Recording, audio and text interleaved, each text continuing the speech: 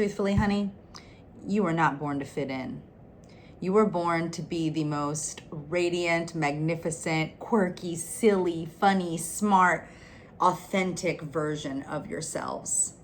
And chances are you've probably been hiding that part. Just because somewhere along the way, we created these barriers, we created these boundaries, these protection mechanisms, and altered ourselves to be a different version, to be accepted for other people's approval, for parents that weren't emotionally available, or we had to perform and put these things on to appease others, or for the fear that we might be cast out or ostracized for things that are different about ourselves. But really, those parts of you are the most magical, magnetic, and radiant parts of yourself.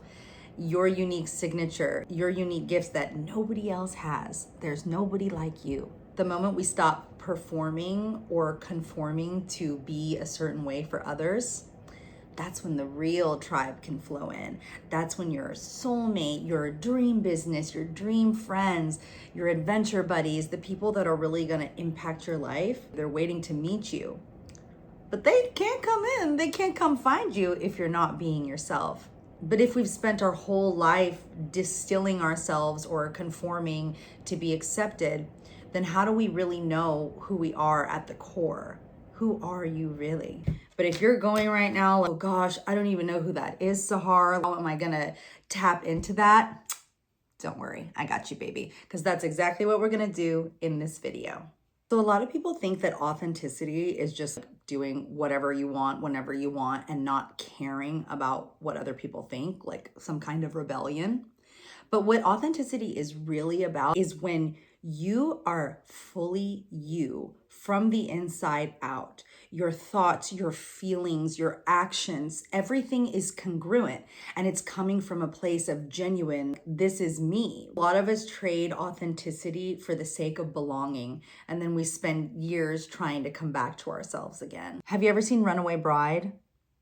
Great movie. Love Julia Roberts. But in the movie, she keeps running away from these men, like having that moment like, oh shit, right when she's at the altar. In the entire movie, she's conforming to her mate. She's never really her authentic self. So hubby to be number one was a rocker. So suddenly, she became a rocker.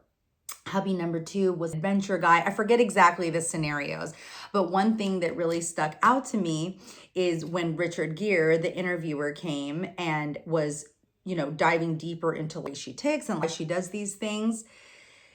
He asked each hubby to be a question. How does she like her eggs? And all of their responses were, oh, poached, just like me. Oh, over easy, just like me. So every different one, she had conformed herself, even down to the way that took her eggs, just to be, I guess, accepted, or, ooh, we're the same sense of belonging.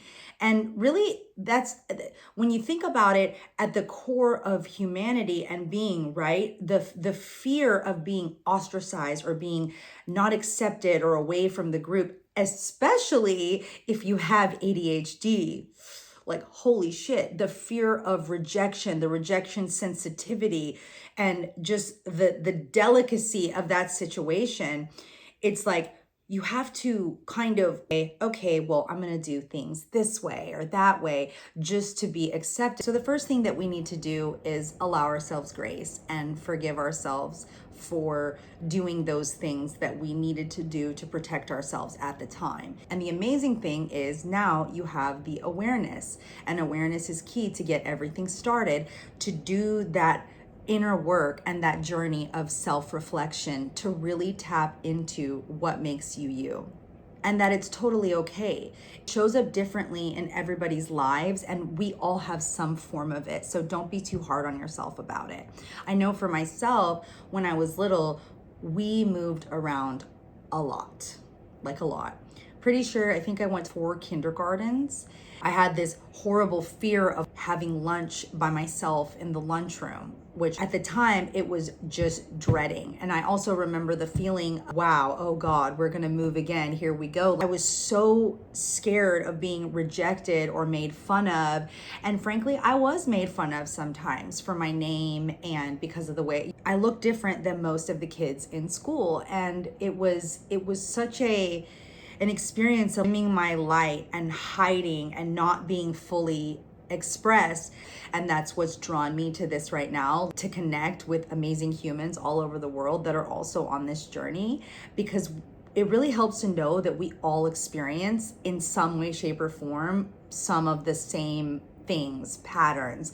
It's all in the collective. And I just love that now people can speak more freely about it, or we don't feel so alone and so hard on ourselves for things that we may have done to protect ourselves. So the key to really start getting to know ourselves and fast tracking to, well, what does authenticity mean to me? What does it actually look like for me to be authentic? And the fast track to doing that, just like so many other things, is your inner child.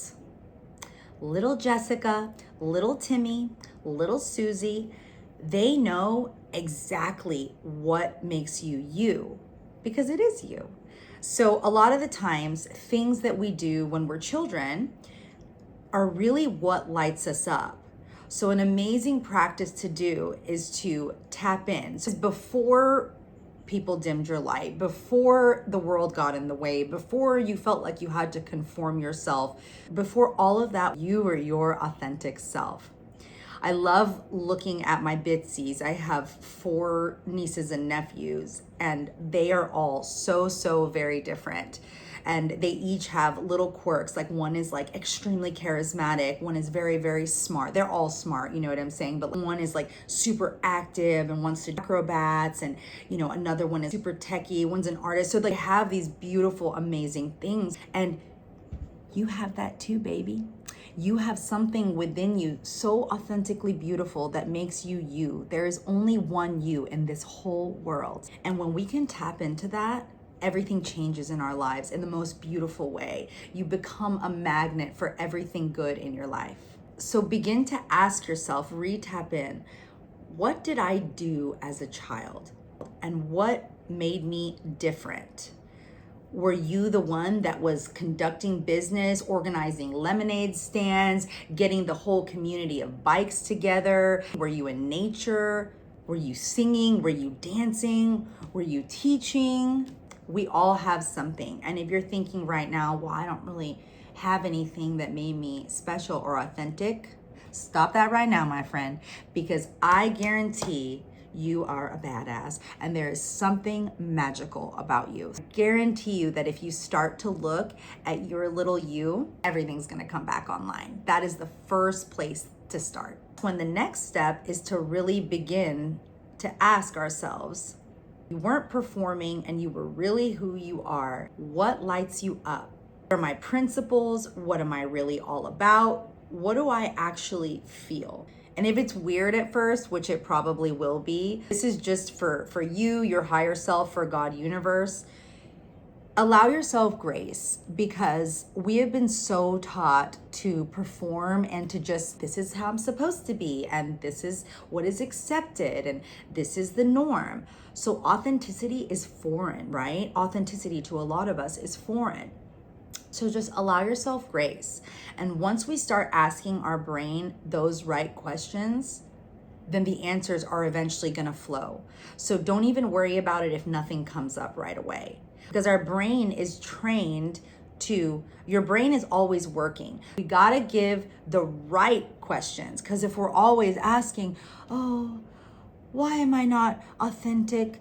Why am I not confident? Why can I not be like that girl? God, she's just so confident. She's just so authentic. Why can't I be like that? Ask your brain those questions, then that's the answers that you're going to get.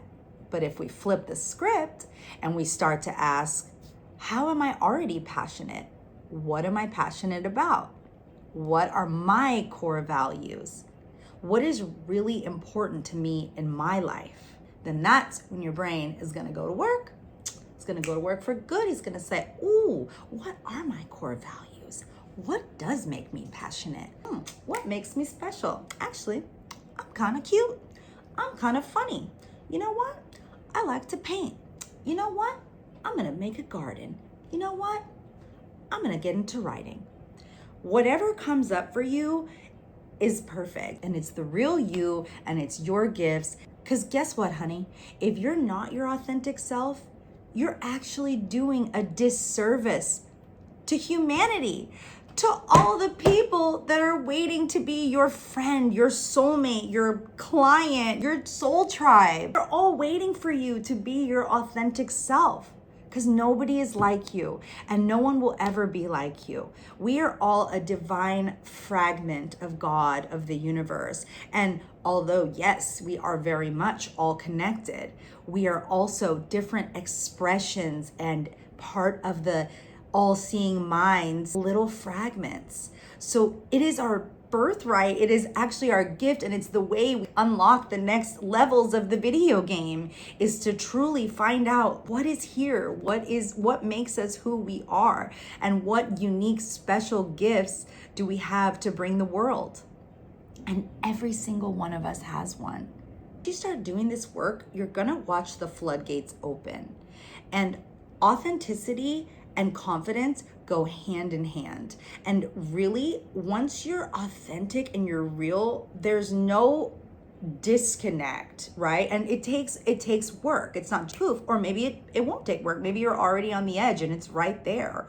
But to bridge the gap and to really be like, okay, I can be confident, like I am of love, those things, then your true authenticity will shine through, and your true confidence. And if you really want to get pumped up and confident and radiant and just you're really ready to shine, check out this video that I made for you on confidence. It also includes one of my favorite meditations. And really, authenticity is freedom.